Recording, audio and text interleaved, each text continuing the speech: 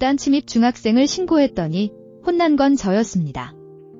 하지만 그날 저는 이 셋 모두로부터 벗어난 벽에 홀로 서 있었습니다. 안녕하세요.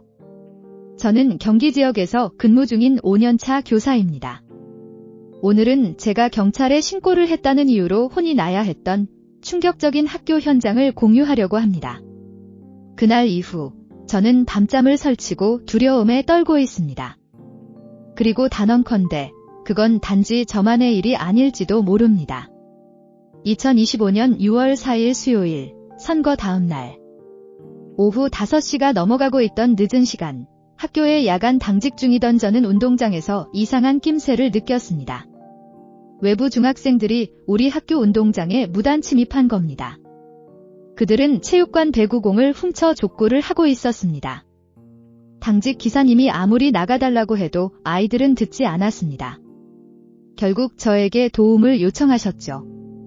남자라서, 교사라서. 하지만 저는 사실 키도 작고 체격도 왜소한 편입니다.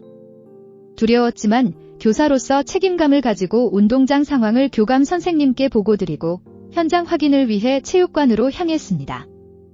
아이들이 사라져 있었고 저는 혹시나 해서 체육관 안쪽 창고를 확인했습니다.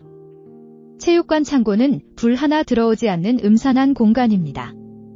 그 안에 외부 중학생 2명이 과자를 먹으며 앉아 있었고 창고를 뒤지고 있었습니다. 그들이 찾고 있던 건 티볼 배트와 공이었죠. 저는 주저없이 경찰에 신고했습니다. 내부 학생도 아니고 학교 물품을 무단으로 가져가려 한 상황이었기 때문에 이건 더 이상 학교 혼자서 감당할 문제가 아니라고 판단했습니다. 경찰에 도착, 그리고 혼난 건 저였습니다. 하지만 경찰이 도착하고 나서 상황은 전혀 상상하지 못한 방향으로 흘러갔습니다. 경찰은 가해 학생과 신고자인 저를 분리하지도 않았고 절차 설명도 그들 앞에서 그대로 진행했습니다. 학생들은 오히려 떳떳해 보였고 저는 이상한 사람이라도 된 듯한 기분이었습니다. 그리고 경찰은 저를 꾸짖었습니다. 학교에서 일어난 일은 학교가 알아서 해야지 왜 신고를 해요? 요즘 교사들은 뭐만 생기면 다 경찰 부르더라니까. 저는 말을 잃었습니다. 그 경찰은 절도죄 성립에 대한 형법 조항을 운운하며 촉법소년이라 어차피 처벌도 안 된다고 말했습니다. 하지만 사실이 아니었습니다. 대법원 판례상 일정 시간 물건을 점유하거나 다른 장소에 옮긴다면 절도 혐의가 성립될 수 있습니다. 그날 학생들은 물건을 원래 자리에 돌려놓지 않았고 저에게 같이 찾으러 가자고까지 요청할 정도였죠. 그럼에도 경찰은 사건 접수조차 하지 않았고 아무것도 해줄 수 없다는 말만 반복했습니다.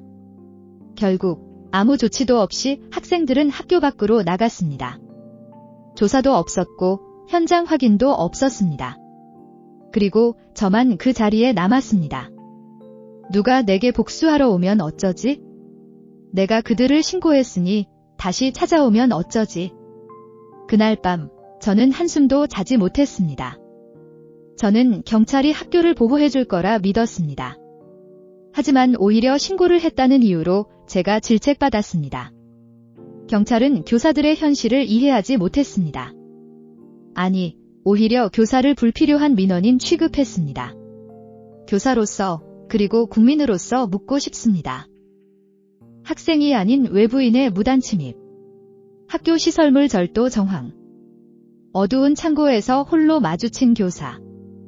이 모든 정황에도 그럴 수 있다는 말로 끝내는 게 과연 정당한 일인가요? 지금 이 이야기를 공유하는 이유는 단 하나입니다. 다시는 같은 일이 반복되지 않기를, 그리고 교사들이 기본적인 보호를 받을 수 있기를 바라는 마음입니다. 이 사건은 저만의 일이 아니며 우리 교육계 전체의 현실일 수 있습니다. 교사가 무서워 신고하지 못하고 경찰에게 무시당하는 사회. 그 끝은 과연 누구에게 책임을 물을 수 있을까요? 고감 꼼꼼샘이었습니다. 아디오스.